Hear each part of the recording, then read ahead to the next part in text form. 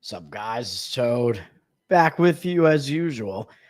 Yesterday, 1-1 to kick off the new year. We kicked it off with an easy win on Ohio State in the Rose Bowl. So that was a nice win. Very easy win. You love to see that. And then I'm thinking, all right, I'm going to go 2-0 today. Let's do it, baby.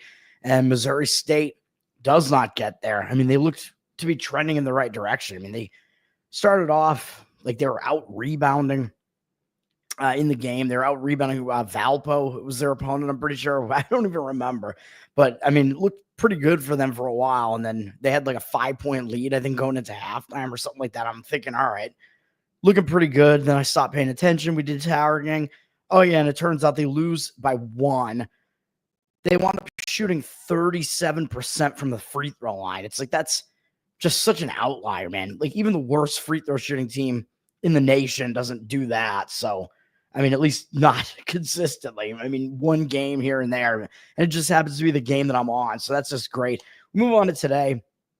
We have most sports in action today, but I'm kind of limiting what I'm doing here. I got 2 college basketball plays, and that is going to be my entire day today. We'll talk about it. I mean, the basketball slate, there's a lot on it, but there's not a whole lot that I love, really. I would give a couple of leans here. I do lean against Middle Tennessee and towards taking the points with Florida International. I mean, this is a situation where it kind of just looks too easy, I think, to take Middle Tennessee in this one. And Middle Tennessee did play Tennessee in their last game, which is a pretty big game, but they also have it broken up over the holiday break. So it's a little bit less of a great spot, I think, but it still looks a sandwich-ish to me, and maybe like at least a look ahead for Middle Tennessee. Middle Tennessee obviously has the better record here, as you can see. This is the start of conference play finally in Conference USA, so we got a lot of conference play starting to get to be in action, and maybe I'll start doing like Friday night college basketball shows, even though I got to do an NFL show probably on Friday night as well, because we got Saturday NFL again. Middle Tennessee, like I said, they played Tennessee actually tough to some extent. I mean, look at this game. They were in this game. They were down 1 point midway through the second half. So they did not go away in this game. But the thing is, it was before the break. So coming out of that break, they may be more well-rested. If they were coming off that Tennessee game and playing again right away, I might actually be jumping in on FIU here. But they do also have Liberty up next, and Liberty is currently the team with the best record in Conference USA, and they're indeed one of the best teams, if not the best team in this conference. So Middle Tennessee does have a look ahead to that. So I would lean to taking the points there. Middle Tennessee is down from 4.5 to 3.5. I, to some extent, lean to Florida Atlantic, but this line looks like it's moving up on Memphis from 3 to 3.5. Memphis, one of the few ranked teams that's playing today. And this game could be a little bit interesting because, I mean, Florida Atlantic, we know their track record over the recent years has been pretty good. And they're not as good as those teams, but they're not terrible either. Memphis ranked at 21. And Memphis is indeed worthy of being ranked. I think maybe they're actually even a little bit underranked, but they are coming off a big ranked win over Ole Miss. And, of course, the last time they pulled off a big ranked win, they did not do as well at Virginia the next game after they beat Clemson, although they still won the game. Now they're going to FAU. But, again, they haven't been that bad on the road, really. I mean, I think they're 3-0 on the road at UNLV, Clemson, and Virginia. So haven't been a bad road team so far. They are going on the road to FAU. North Texas is up next. North Texas is sitting with a pretty good record in the same conference in the American Athletics. So it is possible Memphis overlooks FAU, even despite what FAU has done over the recent years. They are kind of a little bit down. But FAU, I mean, they haven't faced like exactly the easiest schedule either. So they're not really that bad a team. And they are coming off a pretty ugly loss to Michigan State. So you're looking at a Florida Atlantic team that may actually show up in this game. But then you have to take into account when these games were. Like some of these teams haven't played since before the holidays. Some have. So Florida Atlantic does have a lot of time off to try to bounce back from that Michigan State game as well. Whereas Memphis, they actually played after the break. So their win against Ole Miss was after the break. So they're coming off a recent nice win over a ranked team. I was on Memphis in that game, actually. And Memphis pulled off a nice win. So they might be feeling a little bit, plump and gay, let's say, on that one. So that's the situation with that. What else we got? as far as college basketball is concerned here. There were a few other spots that I kind of was looking at, but Northwestern and Penn State is a Big Ten matchup at the very least. Those are two pretty decent Big Ten teams. One of the bigger games on tap. Penn State's down from 5.5 to 5, so it looks like some money is actually coming in on Northwestern. I don't see like a situation really indicating one way or the other here. I think it's more of a matter of both of these teams are going to show up, and Penn State is indeed the better of these two teams. Penn State does like to play fast. I believe faster than Northwestern likes to play. So if you think they're going to be able to control the pace, maybe it makes sense to be looking towards their side. I'm not entirely sure. Louisiana and Coastal Carolina. Lean to Coastal Carolina in this one. It's mostly because Coastal Carolina, they're sitting at a 2-point favorite right now. And according to Ken Baum, they're the better team. And he has them as like a 4-point favorite here because they are hosting this game. So the one issue I have with this is that Louisiana is not quite as bad as their record would indicate because they faced a lot of pretty good teams in here. I mean, they lost to Houston, although they got blasted. Kent State is pretty good. Louisiana Tech, UAB, George Washington, Liberty. I mean, those teams are not bad, but they are coming off a loss to McNeese, which is a step-up game for Louisiana. And McNeese, we know that they're pretty good. I mean, even though their record isn't that good right now either. McNeese was an 11.5-point favorite in this game. McNeese dominated the Southland last year, made the tournament last year, and they may wind up doing the same thing this year. Louisiana had the lead in the second half in this game as well. The problem is this was before the Christmas break, so they have a lot of time off to try to like recollect themselves as well. So I don't quite want to do this. This would be more of a numbers play, but I do slightly lean to Coastal Carolina because I do think the line is just a little bit short. Coastal Carolina, they have already played after the break, I believe. Yeah, they beat a Division II team or whatever in Warner. So that was a decent win, and that it will like give them some new momentum going forward after they got blasted by Arkansas State going into the holiday break. Arkansas State, pretty good team this year, though. And then, I mean, I did have a lot of leans on a lot of these games, but I don't know if I want to talk about every single one of these. I do have 2 plays, of course. I don't really want to talk about every single one of these big conference games either. There is one ranked matchup, Illinois and Oregon. Should be a pretty interesting game. Number 22 at number 9, but Oregon's not favored by that much. Both of these teams are pretty good. Oregon up from 3 to 4, so the money does look like it's coming in a little bit on the Oregon side.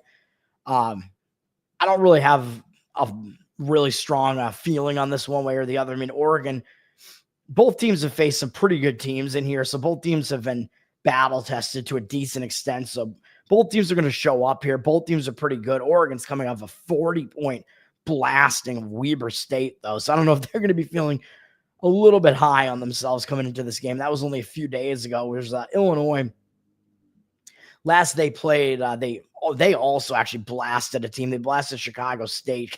I was thinking that Missouri game was their last game. That was a close game going into the holiday break there.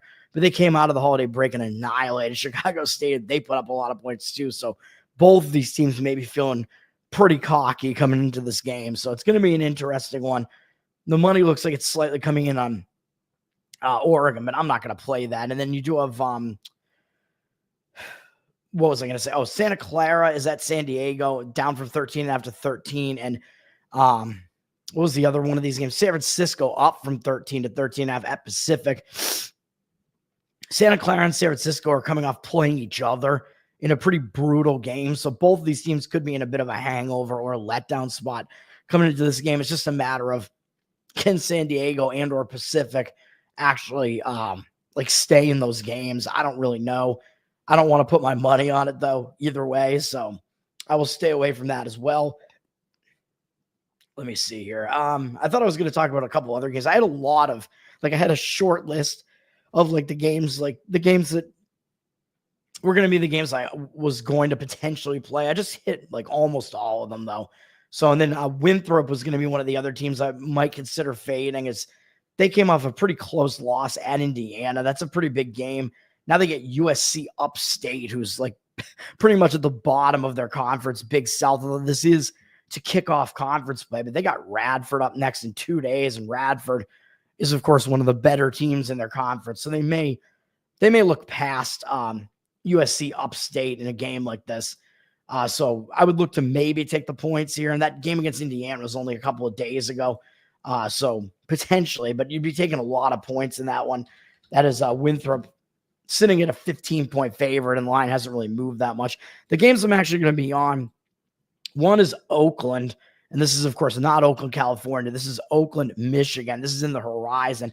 This is one where it's really just like the line just looks really, really weird, and you might be able to get 1.5. You might be able to get more than that, as the money looks like it has come in to some extent on Wisconsin, Milwaukee here, or just they're just called Milwaukee now. But I don't really know, because Oakland, well, excuse me, I think this is a game where it looks like there's a big time like misleading record disparity here in this game, where Oakland, yeah, they're not the better team, but they're not so much worse than Milwaukee that they should be they should be a giant underdog in this game. The odds makers are telling you something. When you see a 10-4 team that's undefeated in the Horizon Conference here going up against a 4-10 team who at least does have one win in the conference, but 10-4 versus a 4-10, and it's basically just pick the winner. Like, if the public sees this game, you know which way they're going to come in on this game. And obviously that always grabs my attention. And I'm like, well, what is the deal here? Like, why is the line like this? And it has to be that Oakland must have faced a way more difficult schedule than Milwaukee. And that is actually true. I mean, Milwaukee, they faced some decent teams in here, some decent lower conference teams, but they really have not stepped up and faced any bigger conference teams. They have not been like totally battle tested yet. They're on a roll right now, but they're coming off, I mean, an easy win over IUPUI, or actually they barely even kind of got by them. Probably should have won more easily. Now they're going out on the road. On the road, they've actually played a lot of road games. I think they're 2-4 right now on the road, which isn't the greatest road record, but a road conference game is going to be a different animal, man. Even though I know they wiped out Green Bay, but Oakland, as the odds makers are telling you, Oakland is actually better than Green Bay. You look at Oakland's schedule, well, what we thought was true is true. I mean, some of their losses in here, man, they played Boise State, Illinois, Kansas, Michigan State, I mean, even Oregon State, Arkansas. I mean, Oakland has faced just a way more difficult schedule. I think, according to Ken Baum, Oakland has like a top 10 most difficult schedule in the entire country. So that explains why the record overall is like it is. And even in conference, I think they've actually faced more difficult opponents than Milwaukee has. I mean, Milwaukee faced IUPUI or whatever. IU Indianapolis is now who they're called. So that's, I mean, that game is easier than probably any game Oakland has played in conference so far. Oakland has faced Youngstown, Cleveland State, and Wright State, and none of those teams are actually bad. In fact, 2 of those 3 are near the top of the conference. In Milwaukee, I know Milwaukee is also up there, but out of those teams, I think Milwaukee is actually the lesser of those few teams. So again, this just looks way too easy to take Milwaukee here, man. And Oakland, they are coming off an ugly loss, even though it is a step-up game playing Arkansas, but they lost by 30 points, man. And if you look at this game, Oakland, they really had a bad shooting performance in this game as well. 11.8 from 3, and Arkansas was 60.3 from the field, 45.5 from 3-point range. So those are some outlier percentages there. You don't expect something like that to happen in this game.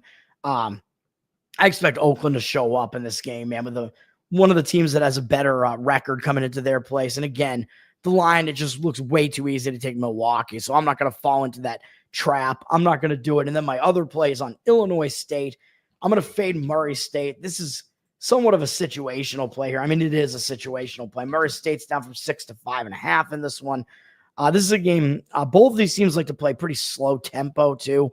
So if you're taking the points in a slow tempo game, that usually is the way that you want to look, because teams that play slow tempo, of course, if you're asking one of those teams to cover to win by margin, it's a little bit more of a difficult ask. Murray State, they're coming back from Hawaii, man. They were just in the Diamond Head Classic, and they actually played on Christmas. So I know they've been off for a week, but still coming back from Hawaii. They didn't do that well in the tournament, but they did play pretty tough in the tournament, and they beat Loyola Chicago to finish the tournament. Now they're coming back from that, and then who do they have up next?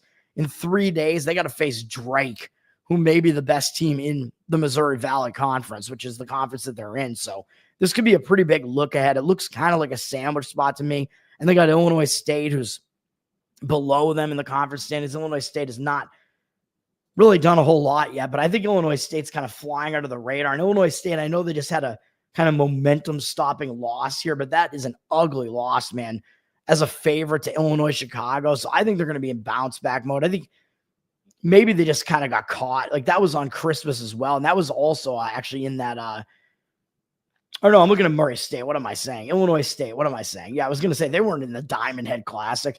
So, Illinois State's not having to deal with travel coming back from Hawaii. But yeah, Illinois State, they went into the holiday break. So I think that holiday break, going into it with a nice win streak, like they had some nice wins in there against Robbie Avila's St. Louis team, against Cornell. It was not really that bad, I don't think, in the Ivy. Maybe they are. I don't know. But that was still a road win for them. They went into the holiday break. They came out of the break, and I think they just had their momentum kind of stopped by that break. And maybe they were even looking ahead to Murray State, because Murray State's a better team than Illinois, Chicago, and they lost to Illinois, Chicago as a home favorite. So I think they're going to be in a bounce back spot after this. Man, they're still looking for their first home win. They were off to a good start in this game, and they kind of fell apart. And Illinois, Chicago shot 47.1% from three-point range. I mean, that's not going to happen again. Illinois State hardly turned the ball over at all. They just didn't have a great shooting game at all, 39.7% from the field. But Illinois, Chicago shot a ridiculously high percentage from three, so that's kind of an outlier there as well. So I will take the points with Illinois State in that one. And then let's move over to some of the other sports here. We got NHL, pretty big NHL card, but I just don't have any. I don't have anything in NHL or NBA today, man. It's just the way that it is. There are a few games that are probably noteworthy. Carolina, Florida is, of course, a big game. I would slightly lean to Carolina here. I mean, they probably got caught looking ahead. And I said that was a sandwich spot. I took Columbus in that game, and they lost at Columbus after they beat New Jersey. Big win there, and they had Florida up next. So that was a sandwich spot, right? I think they overlooked Columbus. So I think they're going to be ready. And Florida just beat the crap out of Carolina 2 games in a row, 6-3 and 6-0 in the home and home, though. So 1 in each venue as well. So I think Carolina's going to be ready for this one, man. Florida, they just beat the New York Rangers, which the Rangers really have not been playing well. So there's not a whole lot you can take away from that. This opener is obviously not correct. Plus 260. That did not happen. But Florida's sitting at minus 121 right now. It does look like they have 57% of the cash, with 50% of the tickets evenly split. But I don't know about that cash percentage. Situationally, I think Carolina is in a decent spot there, especially to take them into an underdog price. That's the way I would look there. Minnesota and Washington is one of the other big games on deck here. Really, these are like the 2 big games. I mean, the rest of these games are not as interesting, really. Washington's up from minus 145 to minus 150. They did just beat my Boston Bruins, but this is a situation where I think both these teams are going to be ready for this game. Washington, 90% of the cash on them, though, with 54% of the tickets coming in on Minnesota, because it looks like if the public is going to come in on this, they're going to want to play the underdog in a game that they kind of think is competitive and basically a toss-up type of game. They're going to want to come in and just grab the underdog price. And maybe in this case, it's not the right move. I mean, Minnesota, they did just beat Nashville. They are starting a road trip here, I believe. So a lot of times starting a road trip, you are going to be focused to start the road trip, but they are also going to kind of an unfamiliar venue for them, having to go out to Washington. So it may not be the easiest spot for them. And like I said, Washington, they're just staying at home, and they did just beat Boston. So they kind of got some momentum back from that. Not like a win that's going to get them overconfident or anything like that. So probably I would agree with the market read in that one towards the Washington side. But I mean, it's a game that's pretty difficult to gauge there in that one. And then we do have, let me see. I believe Colorado is coming off a pretty ugly loss, if I'm not mistaken. Or no, they're coming off a big win. What am I saying? They just beat Winnipeg. So they could be in a letdown spot coming off of that and facing Buffalo. They don't have anything big up next, really, though, in Montreal. Buffalo, I mean, they just lost to Dallas after they had a nice win streak, after they broke their horrendous loss streak in a game that I played them against the Islanders. They're coming off somewhat of a tough game as well, though, against Dallas that broke their loss streak. And now going out on continuing on the road and going up into elevation. It doesn't look like it's the easiest spot, really, to take Buffalo, though the market does seem to be indicating on Buffalo a little bit. Again, I think it is a letdown spot with Colorado coming off beating Winnipeg. I don't want to play it, but Colorado's down from minus 225 to minus 212. 72% of the tickets, 62% of the cash on them. So they're public with less of the cash. It might be a situation where you may look to take the Buffalo puck line, and that would take them plus 1.5 goals. I won't be playing it, but that's the situation. Then Winnipeg is the team that I think might be in the bounce back spot because they just lost to Colorado, and they're coming back home. You got Anaheim. I think Anaheim actually is coming off a good win, if I'm not mistaken. Yeah, they just beat Edmonton and New Jersey, and now they have to go up to Winnipeg. So it looks like a tough spot to me, even though they're still going to be focused on Winnipeg. And Winnipeg is very public, 97% of tickets, 99% of the cash.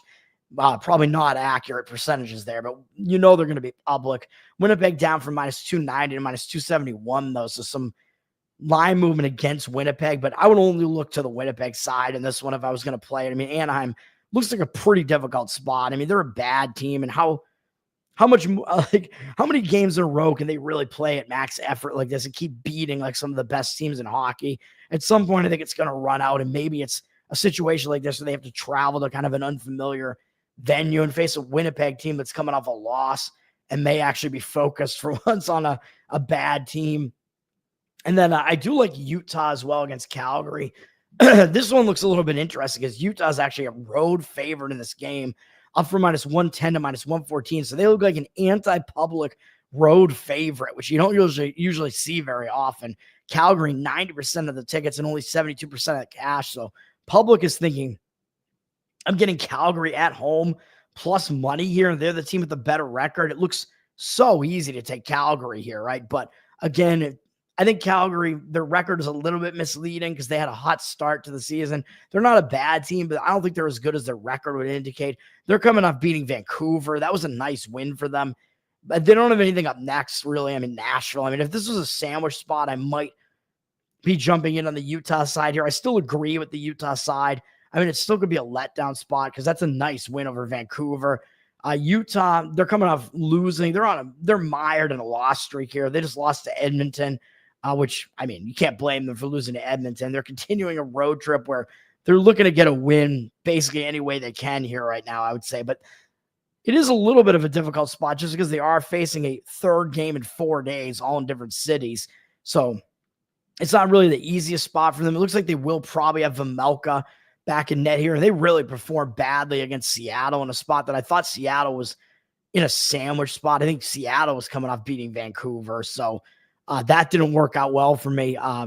We'll see what happens. But Vejmelka, I think, will be back in net here after Stauber played the last game. So you'll at least have a rested goalie and at least the better of the two goalies if you want to consider him to be that.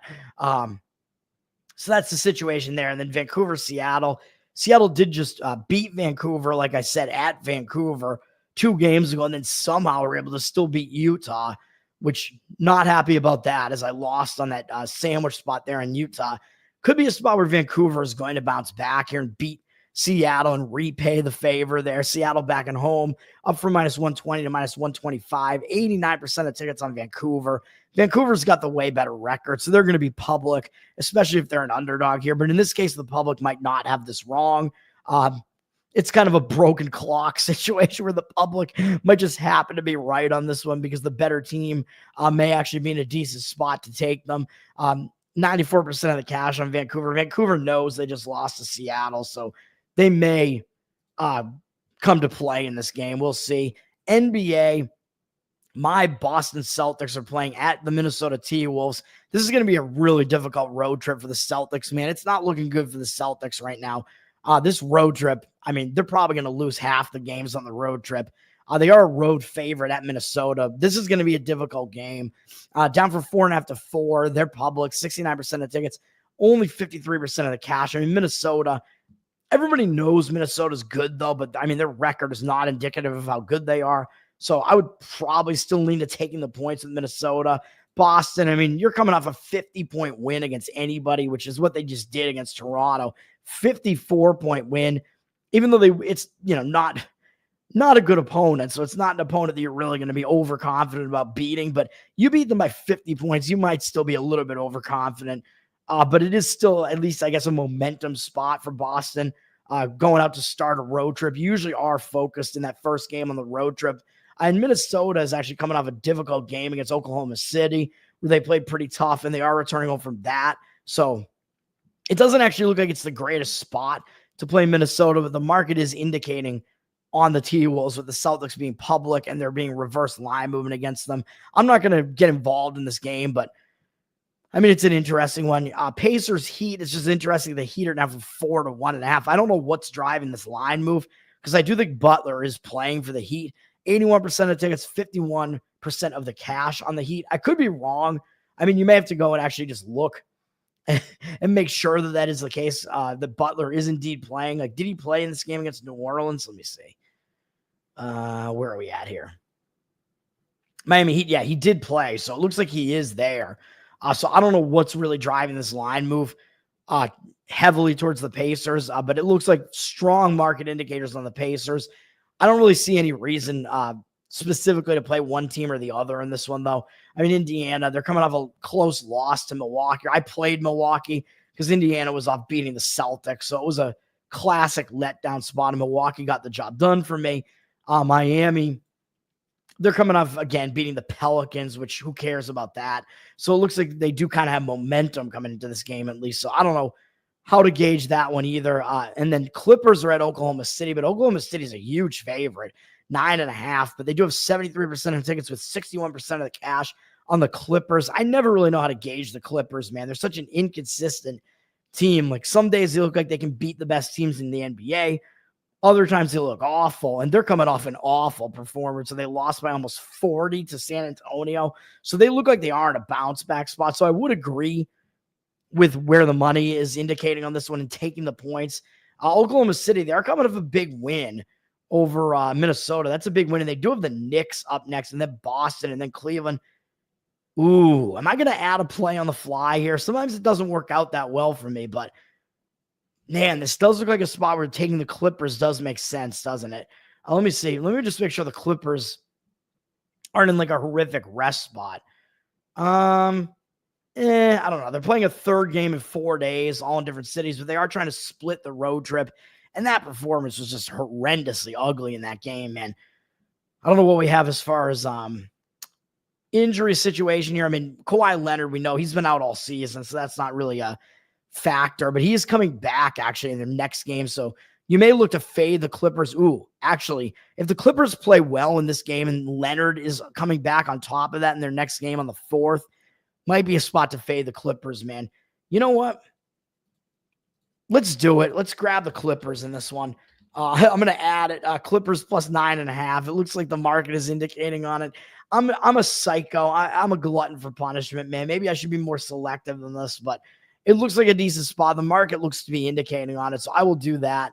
And then I don't know how to gauge the rest of these games, to be honest. I mean, the only other game that really is a big game kind of is Warriors 76ers. Warriors, you got to gauge what's going on with the injury report. I mean, they always have guys on the injury report. This time it's Steph Curry and Draymond Green are day-to-day, as they usually are. So got to make sure you know who's playing in the game. They probably will play, but I mean, I could be wrong about that. Warriors down from 4 to 3 with juice. 79% of tickets, but 86% of the cash on the Warriors, even though the line has gone down on them a little bit. The Sixers probably continue to fly a little bit under the radar for now. They're coming off a loss to Sacramento, so they may be in a little bit of a bounce back mode here. I mean, they were coming off a nice stretch, but they weren't coming off a big win. They just blew out Portland. I mean, I had Philadelphia in that game. Sacramento has been really underperforming, and Sacramento pulled off a nice win in that one. Now 76ers go to Golden State, but I don't want to have anything to do with the Sixers in this one because they've had a jammed schedule, man, and they're playing a third game in 4 days and a fourth game in 6 days, all in different cities, and they started the road trip at Boston on Christmas, so finishing a successful road trip here pretty much at this point. They'll still be focused when it's Golden State, though, and when they're coming off a loss, but playing them in the back end of a back-to-back seems like a little bit of a difficult spot. And the Warriors are coming off another blowout loss to Cleveland. So to me, it actually looks like a better spot to play Golden State. I mean, they've had multiple days off here, so they're in the better rest spot. They're in the better bounce back spot coming off a blowout loss, even though it was to Cleveland. Haven't been playing well. So it looks like Golden State actually would probably be the way I would lean in that one, given the situation. Not going to do it, though. And then we have college football, and then I'll get out of here. Of course, the game I talked about yesterday, I mean, I'm not changing my opinion on this because of a terrorist attack that delayed the game. Really ridiculous, man. I thought that they still probably should have just gone ahead and played the game at night last night. But I mean, I don't know how close the Superdome is to Bourbon Street because this game's at the Superdome. I don't know. But this is Notre Dame and Georgia. It is the Sugar Bowl, the all-state Sugar Bowl. I talked about it yesterday. Notre Dame's flipped from a 1-point dog to a 1-point favorite. I think they opened a 1-point favorite, and I think the initial professional money came in on the Georgia side, which drove Georgia to a 1.5-point favorite, and now it's swung back to Notre Dame. But I think maybe that backswing is more public action coming in, trying to play this game just because it is a big game. So only in the biggest football games do you actually see the public kind of actually have potentially some sort of impact on the line, whereas in other games they really don't, and it is actual money. So you have to be a little bit careful unless you see a real significant move. It could be public action that's doing it. And I don't consider this to be that significant a move, of course, from -1 from one side to the other. It's really just pick the winner. Notre Dame has 54%. I think it's 57% of the cash on them, but I don't know if that's even accurate. I think if there is a public side here, I do think Notre Dame is the somewhat public side.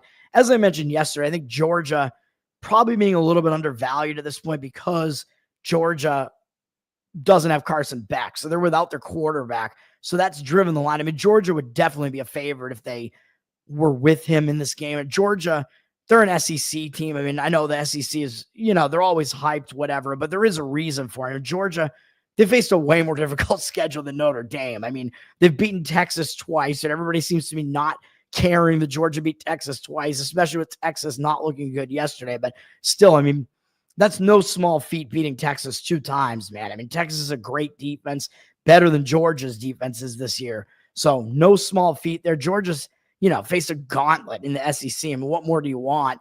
Whereas Notre Dame, they faced a pretty easy schedule, to be honest, man. I mean, they had I think a big win early on against Texas A&M, which is probably their best win of the season. That's an SEC team. But other than that, Notre Dame really, I don't think they've faced a really impressive schedule, man. And people are, Notre Dame has beaten these ranked teams. Well, yeah, they beat Navy and Army. I mean, do those teams deserve to be ranked? And Louisville, who really fell off as well. I mean, those wins are nowhere near as impressive as facing SEC teams, man. I mean, really, when you come down to it, Notre Dame faced a significantly easier schedule. And actually, the USC win was actually probably better than those wins. And that was a win.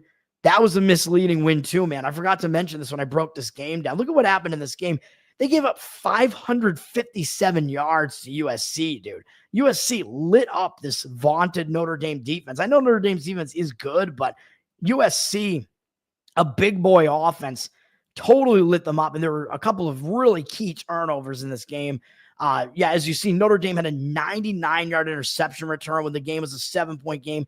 And then they had a 100-yard interception return right after that. So USC twice was basically right on the doorstep about to score. And they threw 2 pick sixes that went completely the other way. So that's a 28-point swing basically in a couple of minutes of game time. That's insane. So this is a very misleading result here. Notre Dame easily could have lost that game to USC.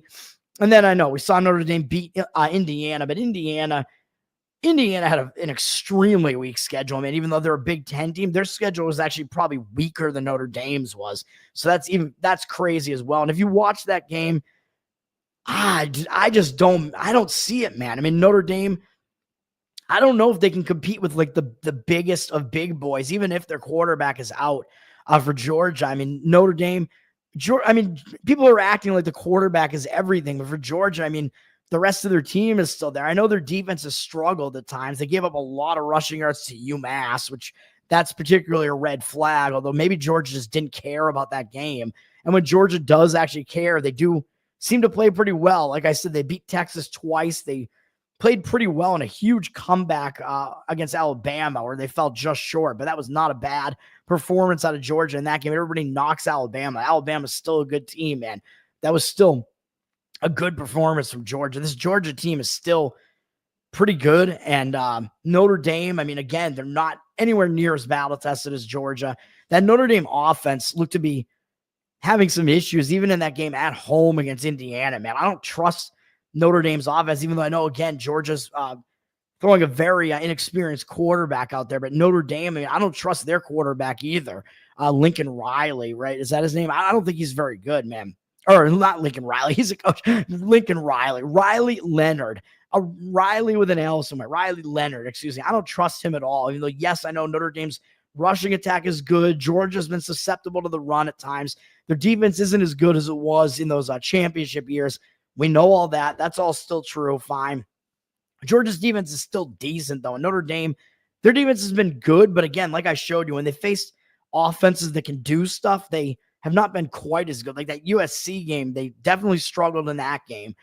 Although maybe they just didn't care about that game as much, but still, I don't know. I don't know what to expect out of Notre Dame. Notre Dame, mostly they're able to run it. I mean, that's really what they do on offense, but that's a pretty one-dimensional offense. And Georgia, even if their defense has been lackluster at times, if they know that Notre Dame's going to try to focus on running the ball, Georgia should be able to slow them down a bit, man. I would have to guess if Notre Dame's offense is pretty one-dimensional like that. Like they really are not that good at throwing the football. So we may see that like be the case here as Georgia actually is able to have a more balanced offensive attack at the very least. And then if you're going to knock them for Carson Beck being out, well, I think the line has moved too much probably to accommodate for that. And you're looking at Gunnar Stockton. I know he's inexperienced, but Gunnar Stockton, he at least was in the game when they won that game. He got thrown into a high-pressure situation when Beck got hurt in that game against Texas.